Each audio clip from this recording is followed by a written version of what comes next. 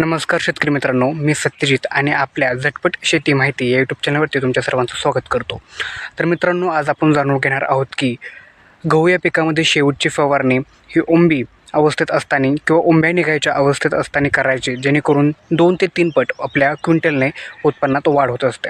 तर मित्रांनो, ही फवारणी कधी करायची, कशी करायची, कोणकोणती औषधं वापरायची, त्यानंतर फवारणी करताना कोणती काळजी घ्यायची, याबाबत हा व्हिडिओ आहे. त्यामुळे व्हिडिओ पूर्णपणे पहा. तुम्हालाही लक्षात येईल की ह्या अवस्थेत कोणकोणती औषधं वापरायची, त्याबरोबरीनेच कोणती फवारणी करताना कोणती काळजी घ्यायची हे समजेल. त्यासाठी हा व्हिडिओ पूर्णपणे पहा. तर मित्रांनो, गहू सध्या हा आपला 60 ते 70 दिवसांच्या अवस्थेत असताना ओंब्या हे निघण्यास सुरुवात होतात. तत्पूर्वी जर ह्या अवस्थेत आपला गहू असेल तर मित्रांनो, आपण एक दक्षता घेऊ शकतो. ती म्हणजे सर्वात प्रथम आपल्याला ह्या अवस्थेमध्ये पाण्याची पाळी आहे ती चुकवायची नाही. पाण्याची पाळी जर चुकवली तरीसुद्धा आपल्या उत्पन्नात 40% घट येऊ शकते. त्याच्यामुळे पाण्याचे व्यवस्थापन हे प्रॉपररित्या झालं, पहिली गोष्ट. त्याबरोबरच दुसरा मुद्दा असा की पोटरी अवस्थेत गहू असताना आपल्याला काही विद्राव्य खतं, त्याबरोबरच चिलेटेड फॉर्ममध्ये मायक्रोन्यूट्रिएंट म्हणजेच बोरॉन हे द्यायचं आहे.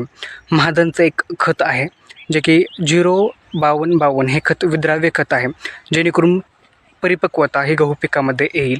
दुसरीकडे बोरॉन जर आपण दिलं तर त्याने पॉलिनेशन ॲट अ टाईम होईल, जेणेकरून गहू हा टपोरा आकाराने मोठा आणि जास्तीत जास्त ओंब्यातून गहूचा दाणा आहे निघेल. त्यासाठी आपल्याला बोरॉन हा 20% द्यायचा आहे.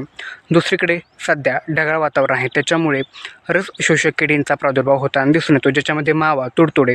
यासाठी एक इन्सेक्टिसाईड आपण शिफारस करतो, ते म्हणजे डायमेथोएट. तुम्ही याचा स्प्रे घेऊ शकता 30 ग्रॅम प्रति 15 लिटर पंपामागे. त्याबरोबर दुसरीकडे ढगाळ वातावरणाने तांबेरा ह्या रोगाचा प्रादुर्भावसुद्धा लक्षात येऊ शकतो. अशामुळे प्रतिबंधात्मक उपाय यासाठी आपण सजेस्ट करतो ते म्हणजे मॅन्कोझेप किंवा टोबॅकोनोझोल यामधील कोणतंही अवेलेबल असणारं, बायरचं, सिंजेंटाचं किंवा इतर कोणत्याही कंपनीचं हा घटक असणारा कोणतंही केमिकल तुम्ही मार्केटमधून, कृषी सेवा केंद्रातून घेऊ शकता. त्यानंतर मित्रांनो, फवारणी करताना कोणती दक्षता घ्यावी. मित्रांनो, फवारणी शक्यतो सकाळी 10 ते संध्याकाळी 4च्या नंतरच करावी. त्यानंतर दुसरा मुद्दा असा की वाऱ्याची दिशा घेऊनच पंपाची फवारणी असावी. तिसरी सेफ्टी ही लक्षात घेता तोंडाला मास्क नक्की तुम्ही बाळगावं. आणि चौथी महत्त्वाची गोष्ट म्हणजे फवारणी करत असताना केमिकलचा कंटेंट हा योग्य असावा. कोणतेही केमिकल एकात मिक्स न करता ते प्रॉपररित्या वापरावी.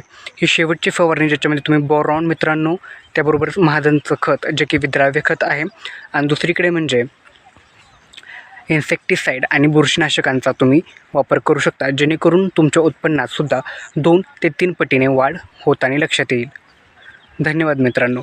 हा व्हिडिओ आवडल्यास लाईक नक्की करा. त्याबरोबरच गरजू शेतकऱ्यांपर्यंतसुद्धा हा व्हिडिओ पोहोचवा.